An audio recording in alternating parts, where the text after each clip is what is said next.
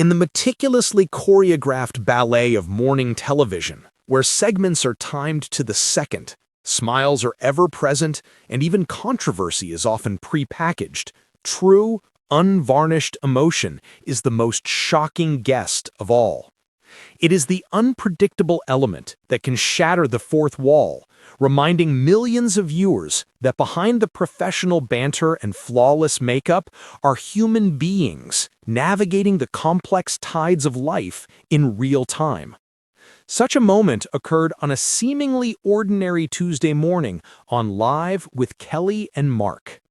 The air, usually buzzing with lighthearted chatter and promotional energy, grew thick with a palpable, unscripted tension. What transpired was not just a segment gone awry, but a profound, public vulnerability that would become a defining chapter in the story of one of television's most enduring love stories. This is the story of the day Mark Consuelos walked off the stage, and Kelly Ripa, left alone under the harsh studio lights, could no longer hold back her tears. To understand the seismic impact of this moment, one must first appreciate the foundation upon which it was built. Kelly Ripa and Mark Consuelos are not just co-hosts, they are an institution. Their relationship, both personal and professional, is a narrative that has unfolded in the public eye for over 2 decades. It is a story that began not with a whisper, but with a spark.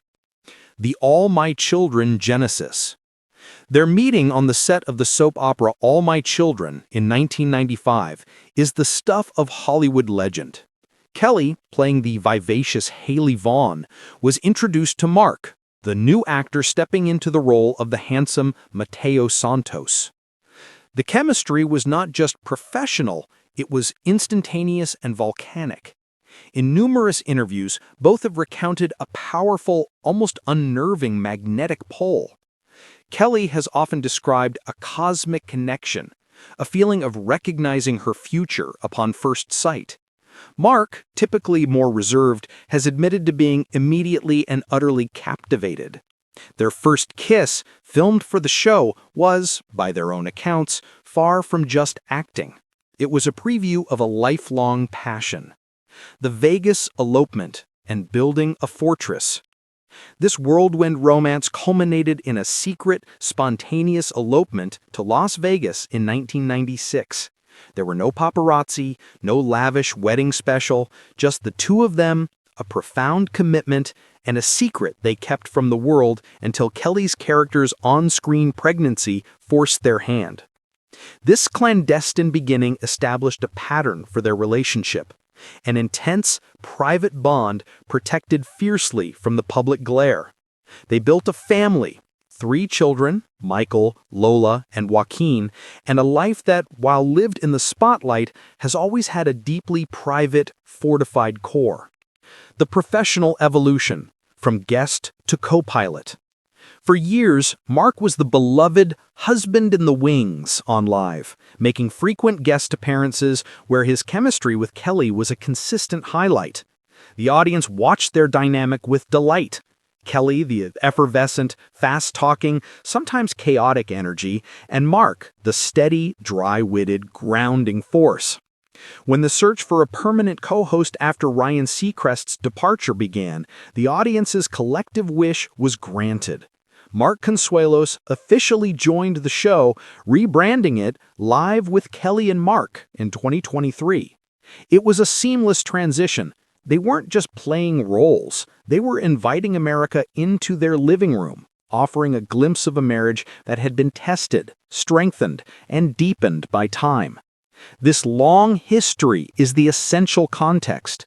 The audience's investment is not in true television personalities, but in a love story they feel they have witnessed from its very first chapter.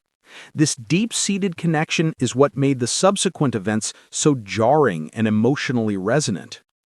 The segment in question was not, on its surface, dramatic.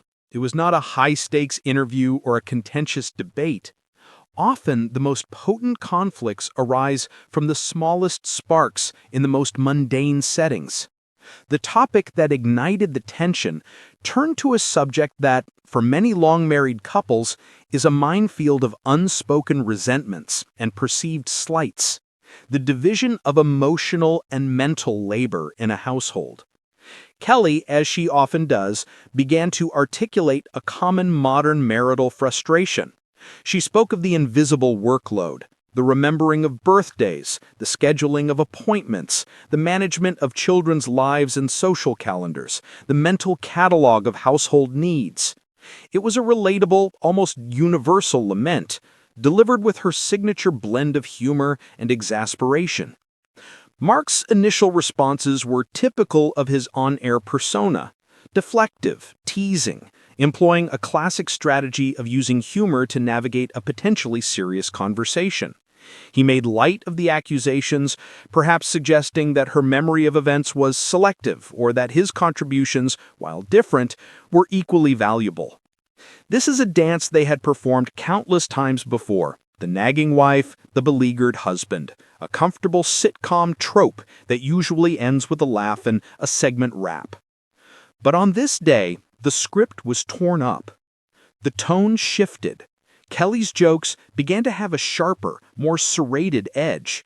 The laughter from the audience became more nervous, less assured. Mark's deflections grew quieter, his smile more fixed. You could see the professional banter giving way to a genuine, personal friction.